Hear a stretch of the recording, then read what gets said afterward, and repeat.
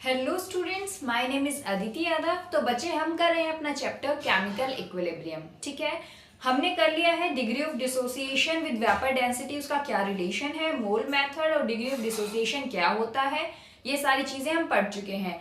तो बच्चे आज हम पढ़ेंगे सिग्निफिकेंस ऑफ इक्विलिब्रियम कांस्टेंट, जिसके ऊपर ये पूरा चैप्टर ही बेस्ड है।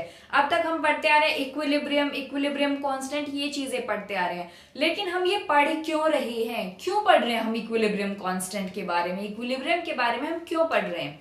तो देखो बच्चे, देखो इक्विलिब्रियम कांस्टेंट को, देखो इक्विलिब्रियम क्या होता है ये तो पता है आपको, कि जब रेट ऑफ फॉरवर्ड रिएक्शन और rate of backward reaction equal हो जाते हैं तब हमारा किसी भी रिएक्शन में इक्विलिब्रियम स्टेब्लिश हो जाता है। ठीक है, अब इक्विलिब्रियम कांस्टेंट के बारे में हमने पढ़ा कि इक्विलिब्रियम कांस्टेंट को हम कैसे फाइंड आउट करते हैं।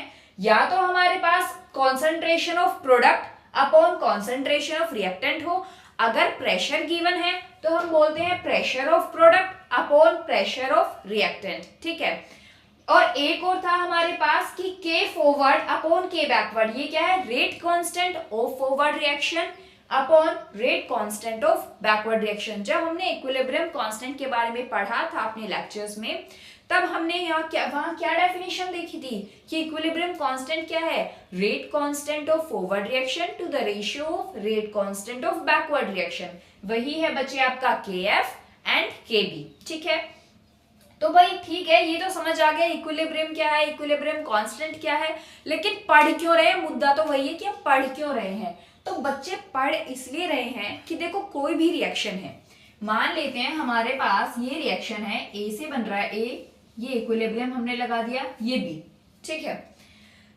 पढ़ हम इसलिए रहे हैं ताकि हमें ये पता चले कि कब किस टाइम पे रिएक्शन में इक्विलिब्रियम स्टेब्लिश हो रहा है, और उस इक्विलिब्रियम का यूज करके हम ये पता लगा सकते हैं कि हमारी रिएक्शन फॉरवर्ड डायरेक्शन में जा रही है या फिर हमारी रिएक्शन बैकवर्ड डायरेक्शन में जा रही है, हमारी रिएक्शन आगे प्रोडक्ट फॉर्म कर पा रही है या नहीं कर पा रही है। तो इसके मेन सिग्निफिकेंस है, जैसे कि देखो अगर इक्विलिब्रियम कांस्टेंट की वैल्यू 1 से बहुत छोटी आती है, यानी कि के इक्विलिब्रियम अप्रोक्स 10 की पावर -3 आता है, तो बच्चे कब आएगा लेस देन 1, कब आएगा लेस देन 1 इक्विलिब्रियम कांस्टेंट? एक बात बताओ, लेस देन 1 तो जब ही आएगा जब हमारे प्रोडक्ट की कॉन्सेंट्रेशन रिएक्टेंट की कॉन्सेंट्रेशन के कंपैरिजन में कम होगी। यानी मान लो रिएक्टेंट है आपके पास 10, ठीक है, और प्रोडक्ट है आपके पास 8, तो क्या आएगी, ये 1 से लेस आएगी, 0.8। ठीक है, रिएक्शन क्या आएगी, 1 से लेस आएगी। लेकिन अगर आपके पास प्रोडक्ट है 8, रिएक्टेंट है 7, तो ये 1 से ज्यादा आएगी।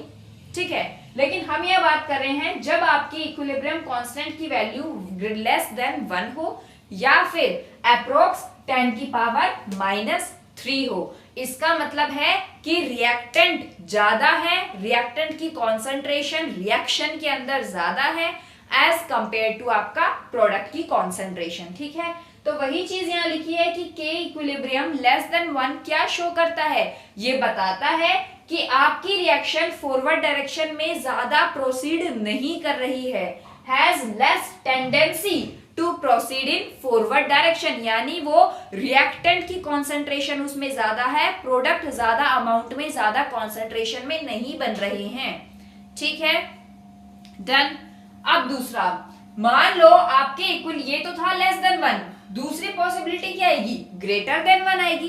के इक्विलिब्रियम की वैल्यू ग्रेटर देन 1 आएगी, और ग्रेटर देन 1 आएगी तो हम बोल सकते हैं कि के इक्विलिब्रियम अप्रोक्स 10 की पावर 3, ये कंडीशंस होंगी। ठीक है, क्वेश्चन में बच्चे आपको ऐसा ही आएगा कि कोई रिएक्शन दे दी, उसके के इक्विलिब्रियम की वैल्यू दे दी आपको 3 × 10 की पावर -3, मान लो ये दे दी 3 × 10 की पावर -3। ठीक है, ऐसा कुछ दे दिया या कोई भी वैल्यू दे दी, उस वैल्यू से आपको ये पता लगाना होगा कि रिएक्शन फॉरवर्ड डायरेक्शन में प्रोसीड कर भी पा रही है या नहीं। अगर फॉरवर्ड डायरेक्शन में प्रोसीड कम कर रही है, इसका कंक्लूजन क्या होगा कि रिएक्टेंट की कॉन्सेंट्रेशन आपके रिएक्शन में ज्यादा है एज कंपेयर टू प्रोडक्ट की कॉन्सेंट्रेशन। ठीक है, अब देखो दूसरा मेथड है, दूसरा जो इसका सिग्निफिकेंस है कि भाई अगर के इक्विलिब्रियम की वैल्यू ग्रेटर देन 1 हो गई या फिर अप्रोक्स 10 की पावर 3 हो गई। ठीक है, तो क्या है, तो इसका मतलब है कि लगभग हमारा रिएक्शन कंप्लीट हो गया है, लगभग क्यों बोला मैंने, यहाँ मैंने 99.9% क्यों लिखा है, 100% क्यों नहीं लिखा? क्योंकि बच्चे अगर मैं लिख दूं कि 100% हमारी रिएक्शन कंप्लीट हो गई है, इस ऑलमोस्ट को हटा दूं और 99.9% रिएक्शन को हटा दूं और मैं लिख दूं कि हमारी रिएक्शन कंप्लीट हो गई है, तो रिएक्शन कंप्लीट हो गई है इसका मतलब तो वो इरिवर्सिबल रिएक्शन बन जाएगी। इसका मतलब वहां इक्विलिब्रियम तो स्टेब्लिश ही नहीं होगा। अब एक बात बताओ, इक्वल जैसे ये है, मान लो रिएक्शन कंप्लीट हो गई, यानी पूरा का पूरा ए, रिएक्शन कंप्लीट होने का मतलब तो यही होता है कि पूरा का पूरा आपका रिएक्टेंट जो है वो आपके प्रोडक्ट यानी बी में कन्वर्ट हो चुका है। जब पूरा का पूरा कन्वर्ट ही हो गया भैया रिएक्टेंट प्रोडक्ट के अंदर, तो कहाँ आपका इक्विलिब्रियम स्टेब्लिश हुआ और कहाँ ये रिएक्शन रिवर्सिबल रिएक्शन रही? क्योंकि इक्विलिब्रियम हमेशा रिवर्सिबल रिएक्शन के अंदर ही होता है। इरिवर्सिबल रिएक्शन में भाई कैसे होगा? एक सेकंड में थोड़ा गेट ओपन करती हूँ। इरिवर्सिबल रिएक्शन के अंदर आपका के इक्विलिब्रियम कैसे आएगा बच्चे? इरिवर्सिबल रिएक्शन के अंदर इक्विलिब्रियम कैसे स्टेब्लिश होगा? हो ही नहीं पाएगा, क्योंकि पूरा का पूरा आपका रिएक्टेंट जो है वो प्रोडक्ट में ऑलरेडी कन्वर्ट हो चुका है। तो ये रिएक्शन बैकवर्ड कैसे चलेगी? चल ही नहीं पाएगी। इसीलिए मैंने यहाँ पे लिखा है कि के इक्विलिब्रियम ग्रेटर देन 1 हो, या फिर आपका इक्विलिब्रियम कांस्टेंट की वैल्यू अप्रोक्सीमेटली 10 की पावर 3 हो। ठीक है, तब हम बोल सकते हैं कि हमारी जो रिएक्शन है यानी जो रिएक्टेंट है वो ऑलमोस्ट मींस 99.99% कंप्लीट हो चुका है इनटू प्रोडक्ट। ठीक है, और इसका मतलब ये है कि हमारी reaction is highly favoured the forward reaction. हमारी रिएक्शन फॉरवर्ड रिएक्शन मतलब फॉरवर्डली प्रोसीड कर रही है, फॉरवर्ड डायरेक्शन में प्रोसीड कर रही है। ठीक है, सो ये है बच्चे आपकी significance of equilibrium constant, right?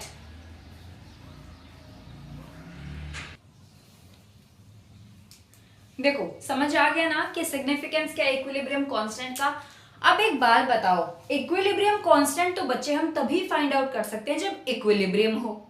ठीक है, इक्विलिब्रियम स्टेब्लिश होगा रिएक्शन में, तब वहां से हम कॉन्सेंट्रेशन प्रोडक्ट की और रिएक्टेंट की कॉन्सेंट्रेशन निकालेंगे, वहां से पता चलेगी, तब हमें पता चलेगा कि हमारा इक्विलिब्रियम कांस्टेंट की क्या वैल्यू है। ठीक है, यानी इक्विलिब्रियम कांस्टेंट कब निकलेगा? जब इक्विलिब्रियम के ऊपर, जब इक्विलिब्रियम स्टेब्लिश हो गया, तब प्रोडक्ट की कितनी कॉन्सेंट्रेशन है और रिएक्टेंट की कितनी कॉन्सेंट्रेशन है। ठीक है, अब मैंने बोल दिया मान लो ये एक रिएक्शन है ए बी।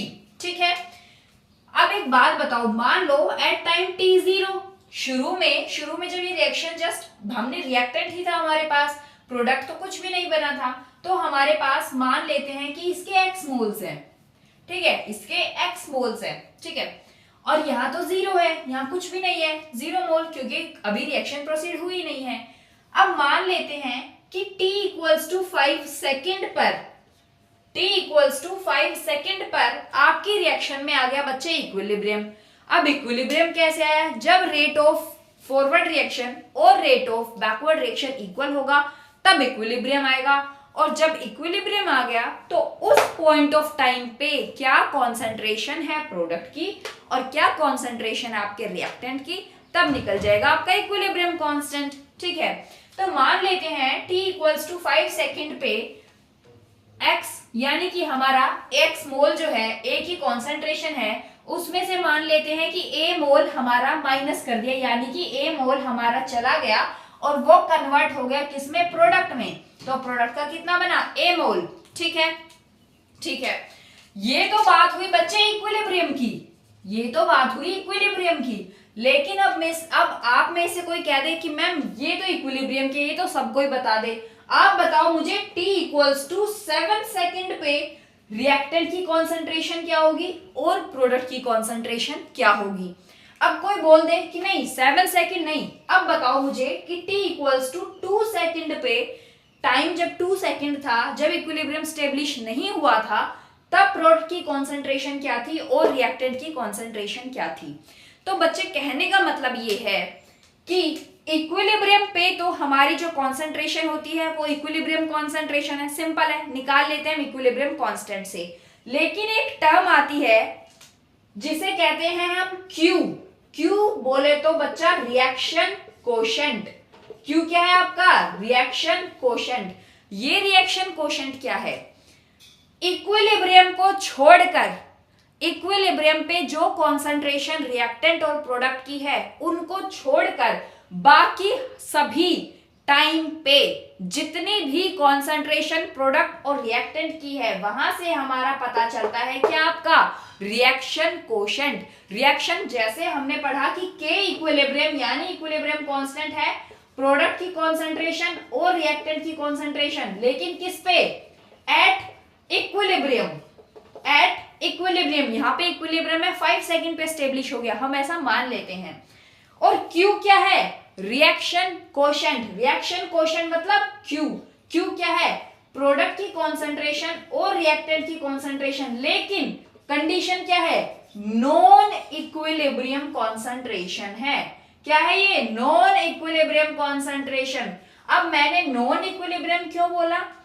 नॉन इक्विलिब्रियम का मतलब है कि हो सकता है हमने जो यहाँ रिएक्शन कोशेंट निकाला हो वो इक्विलिब्रियम स्टेब्लिश होने से पहले की रिएक्शन, पहले की कॉन्सेंट्रेशन हो। यानी अगर आप मान लो आपने बोल दिया t इक्वल्स टू 2 सेकंड पे बोला कि मैम 2 सेकंड की हमें बताओ रिएक्शन कोशेंट, तब तो इक्विलिब्रियम स्टेब्लिश नहीं हुआ है क्योंकि इक्विलिब्रियम तो 5 सेकंड पे स्टेब्लिश हो रहा है। तब हमारा ये क्या होगा? ये रिएक्शन कोशेंट। और आपने बोल दिया कि ma'am t equals to 7 second पे बताओ। अब हमारा इक्विलिब्रियम स्टेब्लिश हो चुका है 5 सेकंड पे, लेकिन उसके बाद की आपने रिएक्शन पूछी है, बाद की कॉन्सेंट्रेशन पूछी है, तब भी हमारा क्या निकलेगा? Reaction quotient. तो नॉन इक्विलिब्रियम का मतलब है कि हो सकता है इक्विलिब्रियम स्टेब्लिश हुआ हो या नहीं हुआ हो। ठीक है। इक्विलिब्रियम कांस्टेंट की वैल्यू तब निकलेगी जब इक्विलिब्रियम स्टेब्लिश हो गया है उस पर्टिकुलर पॉइंट की कॉन्सेंट्रेशन। और रिएक्शन कोशेंट क्या है? या तो इक्विलिब्रियम स्टेब्लिश हुआ है या नहीं हुआ है, बस इक्विलिब्रियम को छोड़कर, इक्विलिब्रियम पे रिएक्टेंट और प्रोडक्ट की जो कॉन्सेंट्रेशन है उनको छोड़कर बाकी सारी की सारी concentrations, her point of time की कॉन्सेंट्रेशंस आपकी किसमें आ जाएंगे बच्चे? रिएक्शन कोशेंट के अंदर। ठीक है, समझ आया? अब देखो इसके 3 पॉइंट्स होते हैं, समझाती हूं मैं आपको। इसको यहां से कर देते हैं, इसको रख। ठीक है, देखो अब देखो इक्विलिब्रियम कांस्टेंट तो तभी निकाल सकते हो जब इक्विलिब्रियम है।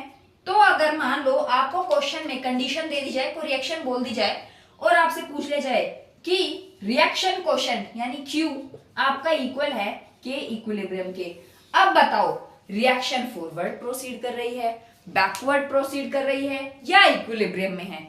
तो बच्चे एक बात बताओ, इक्विलिब्रियम कांस्टेंट की वैल्यू तो आप तभी निकाल सकते हो जब इक्विलिब्रियम स्टेब्लिश हो चुका है। ठीक है, तो अब सोचो जब अगर K इक्विलिब्रियम हमारा Q के इक्वल है तो इसका मतलब क्या है? हमारी रिएक्शन किस में है? हमारी रिएक्शन इज इन इक्विलिब्रियम। हमारी रिएक्शन किस में है? इक्विलिब्रियम में है। ठीक है, रिएक्शन किस में आपकी? इक्विलिब्रियम में है। डन। देखो ध्यान से, अब देखते हैं हमारा, देखो पहला हो गया हमारा। सेकंड है आपका कि मान लेते हैं Q यानी reaction quotient less, reaction quotient आपका लेस देन K इक्विलिब्रियम है। रिएक्शन कोशेंट आपका लेस देन K इक्विलिब्रियम है। लेस देन K इक्विलिब्रियम का मतलब है कि भैया K इक्विलिब्रियम से कम है। K इक्विलिब्रियम से कम का मतलब किधर है? K इक्विलिब्रियम से कम का मतलब किधर है? कि हमें रिएक्शन को प्रोसीड करवाना पड़ेगा, रिएक्शन को फॉरवर्ड डायरेक्शन में प्रोसीड करवाना पड़ेगा। यानी कि फिलहाल हमारे पास रिएक्टेंट की कॉन्सेंट्रेशन ज्यादा है एज कंपेयर टू आपके प्रोडक्ट की concentration. Q equals to K equilibrium है, इसका मतलब रिएक्शन किस में है? एक सेकेंड रुको,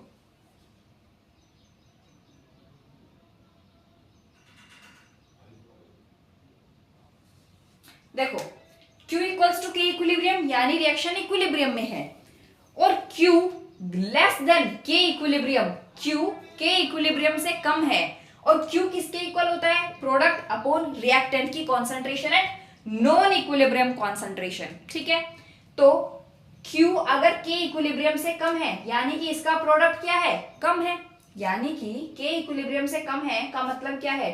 t इक्वल्स टू 2 सेकंड पे चले जाते हैं हम, t 5 सेकंड से नीचे नीचे यानी 0 से 5 सेकंड के बीच में कहीं q की वैल्यू है।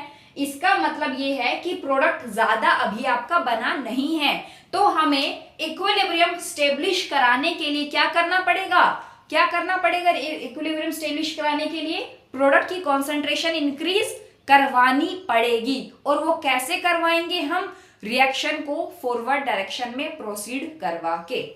एक है आपके पास, देखो आपको यहाँ कंफ्यूजन हो सकती है तो ध्यान से सुनना।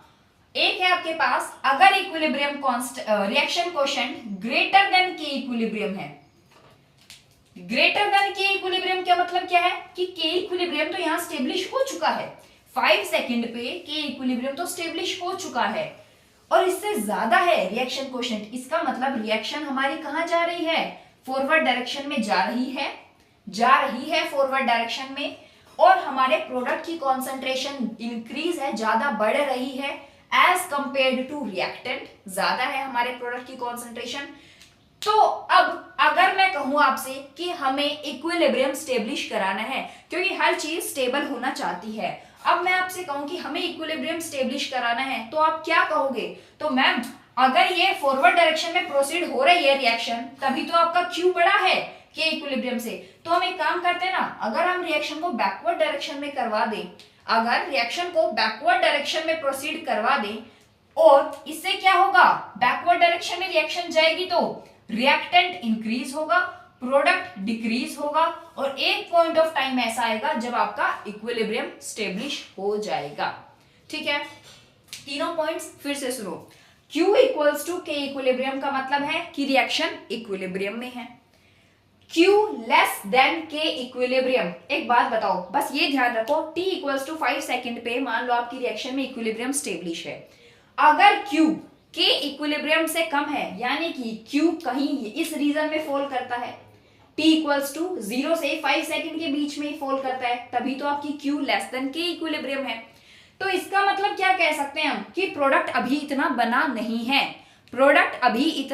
नहीं है, रिएक्टेंट की कॉन्सेंट्रेशन ज्यादा है अभी एज कंपेयर टू प्रोडक्ट। तो अगर मैं आपसे कहूं कि हमें इक्विलिब्रियम स्टेब्लिश कराना पड़ेगा, तो आप क्या कर सकते हैं कि मैम हम इस रिएक्शन को फॉरवर्ड डायरेक्शन में प्रोसीड करवा सकते हैं।